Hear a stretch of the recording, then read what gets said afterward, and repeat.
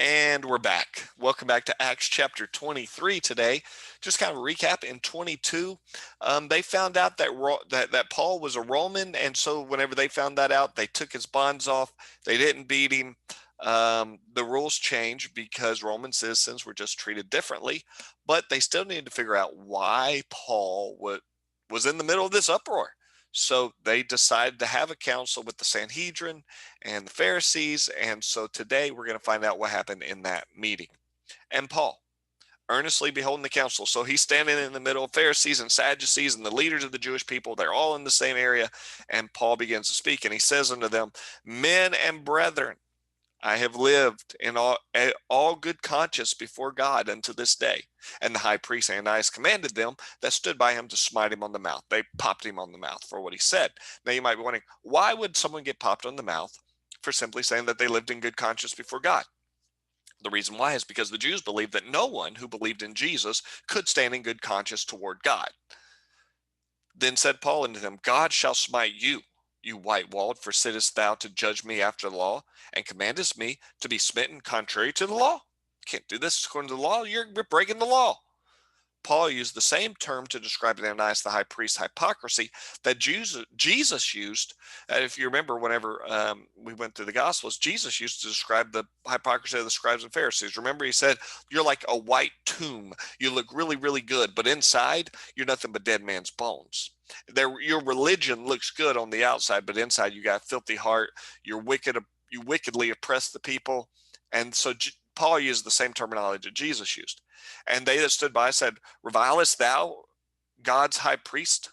Said, hey, you don't talk to God's high priest like this. And Paul said, hold on, I didn't know, brethren. I didn't know that he was the high priest. For it is written, thou shalt not speak evil of the ruler of thy people.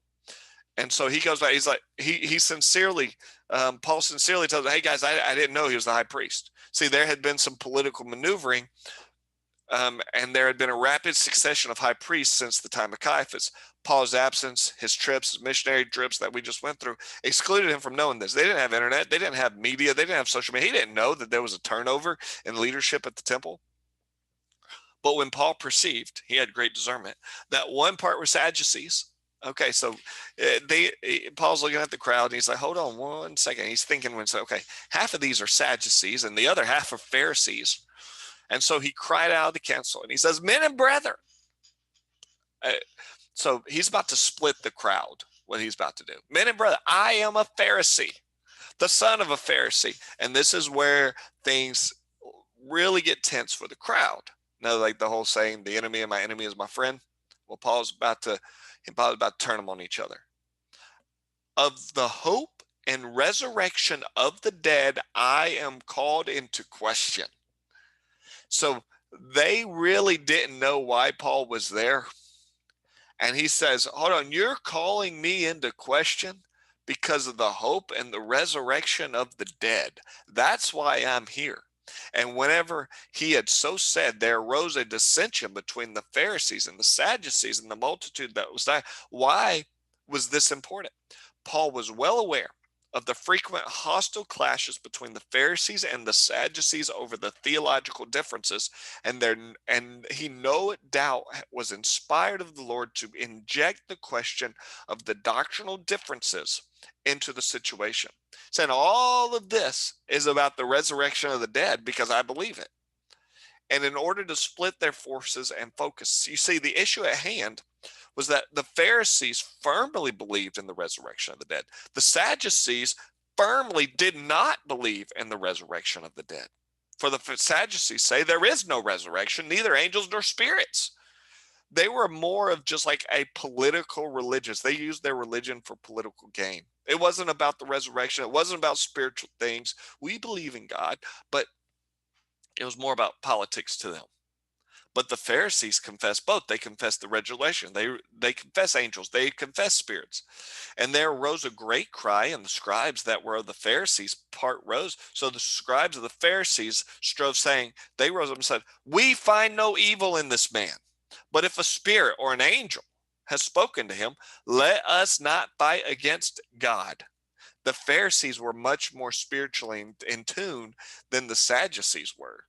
And so the Pharisees were like, hold on. If this is about a man who heard from God through a spirit, no, we don't have anything against him. And when there arose a great dissension, the chief captain, the one not involved in this, fearing lest Paul should have been pulled to pieces among them, commanded the soldiers to go down to get him by force from among them and bring him into the castle. So Paul creates another skirmish. Now the Pharisees are at the Sadducees are at the captain of the army says, go get him. They go get Paul. They pull him back into the castle. And that night following, the Lord stood by him and said, be of good cheer, Paul. Thou hast testified of me in Jerusalem, so must thou bear witness also in Rome. Good job. You did your job in Jerusalem. It's time to go to Rome. Paul considered the presentation of one's body as a living sacrifice to the Lord. He said, our lives, present your body as a living sacrifice, holy and acceptable unto God, which is your reasonable service. He had lived this way. He lived in constant awareness of the desires of God. He presented himself to God, said, whatever you want. Whenever it says living sacrifice, what it means is like, God, whatever you want me to do, wherever you want me to go, whatever you want me to say, I'm all in. In times of great crisis and uncertainty, Paul was encouraged and gave clear and perfect direction by appearances of the Lord in vision. The Lord would come and speak directly to him. When you and I give ourselves wholly to God, we can live through all the storms of this life in a state of assurance because God has a way of speaking to us in our uncertainty and great crisis, just as he did in Paul. And when it was day, certain of the Jews banded together. They have a meeting. I don't know, they go to the local barbershop, whatever, and they're like banded together and they bound themselves into a curse. They worked themselves up into a frenzy. And you know what?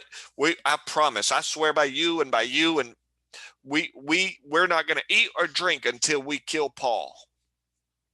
They were all together. They worked themselves up, and there were about 40 of them that made this conspiracy.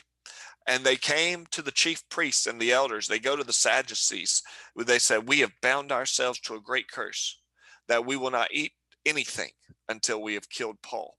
Now, therefore, you with your counsel signify to the chief captain, they bring him down unto you tomorrow, as though you would inquire something more perfectly concerning him, and we, or even he, come near or ready to kill him. So here's what was happening here. This group of 40 guys, they go to the Sadducees and they're like, hey, we made a promise to ourselves we wouldn't eat until we killed Paul. So here's what we need you to do. We need you to go to the chief captain.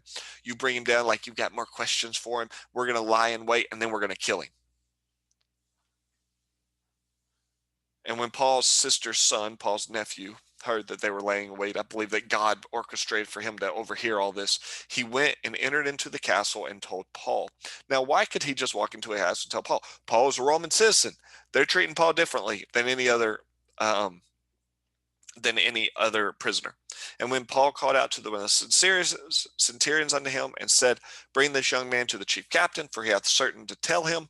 So he's got something to tell him. So they took him and brought him to the chief captain and said, Paul the prisoner called unto me and prayed me to bring you this young man. He asked me to bring this young man. He has something to tell you. The chief captain took him by the hand and went with him aside privately and asked him, what is it you want to say to me? And he said, the Jews have agreed to desire thee, that thou wouldest bring down Paul tomorrow into the council. And they would inquire somewhat of him more perfectly. That's their plot. But do not thou yield unto them, for there lie in wait of them more than 40 men, which have bound themselves with an oath, that they would neither eat nor drink until they've killed him. And now are they ready, looking for a promise from you. They're going to come and they're going to ask for Paul to come because they need more questions. Don't do it. They're going to kill him. So the chief captain then let the young man depart and charged him, see that thou tell no man what you've told me. And he called unto the two centurions, saying, make ready 200 soldiers. This is how important it was to keep a Roman citizen safe. Make 200 soldiers to go to Caesarea, the horsemen 70, and spearmen 200, and a third hour of the night. And provide them beasts that they may set Paul on and bring him safe unto Felix the governor. Said, hey, look, we're transferring this guy.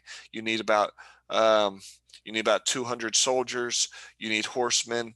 You need 30 horsemen. You need 200 spearmen. You need to get him and surround this guy and keep him safe. And he wrote a letter after this manner to Felix Claudius Lydius, unto the most excellent governor Felix sendeth greetings. This man, talking about Paul, was taken of the Jews and should have been killed of them. Then came I with an army and rescued him, having understood that he was Roman. And when I had known the cause wherefore they accused him, I brought him forth into their council, when I perceived to be accused of questions of their law, but to have nothing laid to his charge worthy of death or bonds. And look, there was nothing that they said worthy of death and worthy of me putting bonds on him. So, I mean, he's kind of a free man. And whenever it was told me how that the Jews laid wait for this man, I sent straightway to thee and gave command of these accusers also to say before thee what they had against him. So I'm sending him to you. I'm letting the accusers know what I did. They can come to you and hash it out. Farewell. Then the soldiers, as they were commanded them, took Paul and brought him by night to Antipas. On the morrow they left the horsemen to go with him and returned to the castle, who, whenever they came to Caesarea, delivered the epistle to the governor, presented Paul before him. And when the governor had read the letter, he asked what province he was from. And whenever he understood that he was from Cilicia, he said, I will hear you, he said, when thine accusers are also come. And he commanded him to be kept in Herod's judgment hall. So why is Paul being held? Because he's accused of unofficial charges of inciting riots against the Jews and encouraging rebellion against Rome. None of that's true. The Jews just hate him because he believes in Jesus. So here's 3 takeaways. We're going to find out what happens tomorrow. Paul believed in the resurrection of the dead, and it was that fact that saved him from the mob. We too believe in the resurrection of the dead, and it's what's going to give us a new life or eternal life. Jesus died, was buried, and resurrected. Number 2, religion without God turns people into cruel fanatics. How many atrocities have been done in the name of religion? The key to overcoming is found in Jesus' words, a new commandment I give you, that you love one another as I has loved you. Love is the key. And then number 3, Paul used his identity first as a Pharisee and second as a Roman to his benefit. He truly could become all things to all men in order to present the gospel. So what advantages do you have in your life to present the gospel to someone today? What door do you have in your life that you can get your foot in to present somebody with the gospel of Christ? And that is today's Bible lesson. I hope you enjoyed it, and I will see you tomorrow. Bye-bye.